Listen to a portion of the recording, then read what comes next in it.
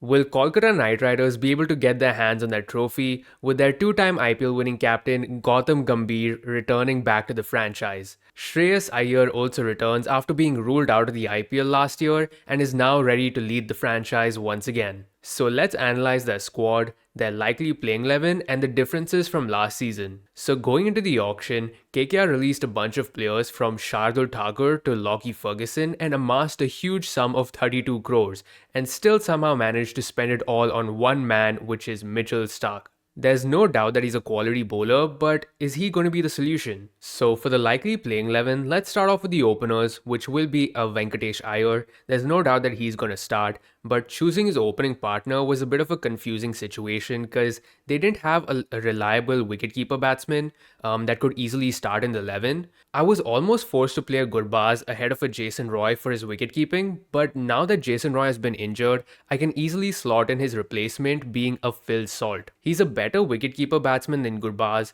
and this way I won't be forced to play a KS Bharat as an Indian option in my starting 11. So in at number 3 for me is going to be Nitish Rana. I also did consider a Shreyas Iyer, but when I checked back to when they were batting together in 2022, it seemed like Nitish Rana would come ahead of him, so I'm just going to follow that. For those of you who didn't know, Nitish Rana was the captain of KKR last season, and in a situation like this, you might say that maybe without the captaincy pressure, he can go back to the old ways of scoring loads of runs, but weirdly enough, he actually scored the most number of runs he ever has in a single season of the IPL while captaining, so I don't know if he's going to do any better or any worse. In at number 4 for me is going to be Shreyas Iyer, and they missed him quite a bit last season because the team combination just went out the window. I mean, they had to end up fitting an Anukul Roy lower down the order, and when that didn't work out, they had to play both a Gurbaz and a Jason Roy, and that meant they had to sacrifice one overseas player, so it just didn't work out. Honestly, he has to have a really good season because I don't see any reason as to why KKR would want to retain him considering he was bought at such a high price and the amount of injury concerns he's been showing. I don't even see that as a big blow for the franchise because they have a Rinku Singh who is probably next in line to be the next biggest thing in Indian cricket. So, but coming back to this season, Shreyas Iyer is a good player of spin, so he will be handy on tracks like Kolkata where they anyways want a spinning track for their mystery spinners to come into play. Speaking of the devil, well, at number 5 is gonna be Rinku Singh, probably one of India's best batsmen right now, and he's the go-to man in any situation. He can win you matches when there's a collapse at the top and even when there's a huge chase in the death overs, and he's just a very exciting player. Even though he was batting at number 5, he ended up as KKR's highest run getter last season, getting 474 runs at an average of 59 and striking at 150. Those are incredible numbers. So in at number 6 for me is going to be Andre Russell, and if you don't get him out early, then he will just end your career. Although he did have a pretty bad IPL last time, only scoring 220 runs and probably just one match-winning performance against Punjab. Considering the amount of loyalty the franchise has shown in him, they'd definitely be expecting a bit more with the bat,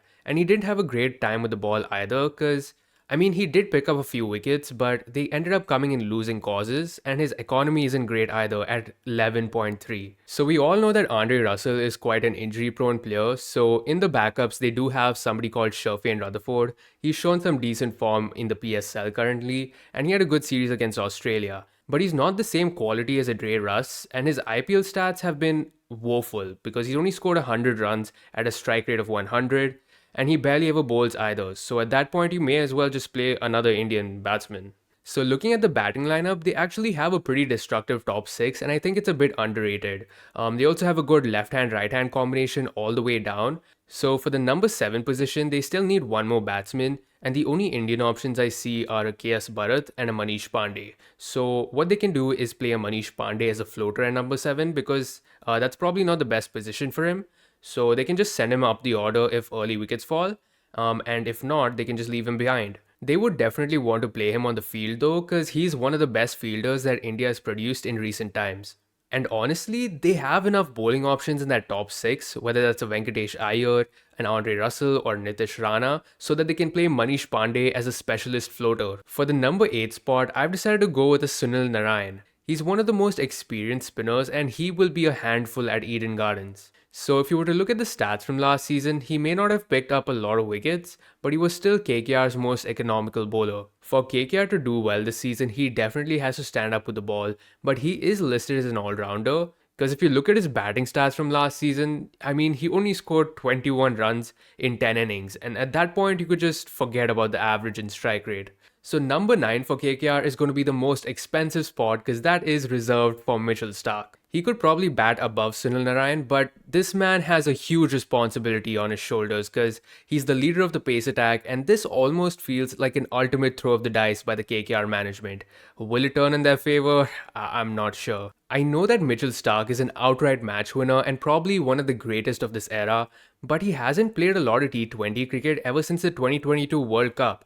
I mean, maybe the left arm option is exactly what KKR needed. He can swing the ball up front and maybe come back for the death for those Yorkers, but I'm not sure if he's as good a death bowler as he was a few years ago. Spending 24 crores on one player is insane, but it's up to him now to justify his price. So now with Mitchell Starc being added to the lineup, they've completed 4 overseas slots. So that means that the rest of their players have to be Indians, and that's pretty okay with them because they actually have decent Indian depth. So for the number 10 slot, they would need another fast bowler, and they have the options between a Vaibhav Arora, a Harshit Rana, and even a Chetan Sakaria. All 3 of them are young budding talents who have had a decent season at some point. So the 2 frontrunners for me right now would be a Harshit Rana and Vaibhav Arora because they were part of KKR's season last time around and they did pretty well.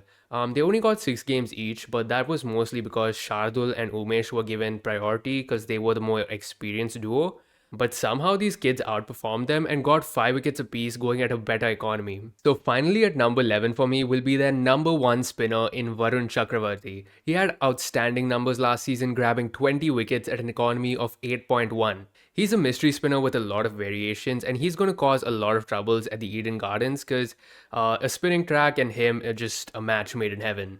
He is kind of an injury-prone player, so in the backups, they do have a Suyash Sharma who did really well last season. He picked up 10 wickets going at just 8.2, and that just shows how much talent this young guy has. As far as the impact player goes, I don't see them playing an extra batsman because that Indian bench does look pretty weak. So more often than not, they will pick an extra bowler, whether it's a Vaibhav or a Harshit on pace-friendly tracks, or they could just go with Suyash Sharma because they are known for their spin. The only weakness I see in their playing 11 right now is that death bowling. I know Mitchell Starc was bought for this very reason, so he might just bowl 1 or 2 in the power play and save the rest for his death bowling. Harshit and Vaibhav don't give me that much confidence in the death overs because they're more of a swing bowler, and there's also an Andre Russell who could probably bowl an over or 2, but he either picks up 2 wickets or he goes for like 25 runs. There's no in between. But honestly, it might not even come to that because KKR has such good spinners that they are capable of bowling in the death. I mean, Varun Chakravarti and Sunil Narayan can easily bowl to the 18th over, so that gives a lot more flexibility with Starc. In terms of backup options, this squad is looking pretty small. They only have one backup for Starc in a Dushmanta Chamira, and he is nowhere near the quality of Starc. And it's also a known fact that Starc is a bit of an injury-prone player and he has a history of pulling out of the IPL, so in case that happens, they don't have a lot. And as far as the Indian batsmen go, there's only a KS Bharat or a Ramandeep Singh, which are not great options. For KKR to win their 3rd title, it'll take a lot more than just getting Gautam Gambhir back into the franchise, but they'll certainly hope that Mitchell Starc can create some magic. This team looks a lot better with a Phil Salt added because he covers their weaknesses, so this is a pretty strong team that I see competing for that playoff race.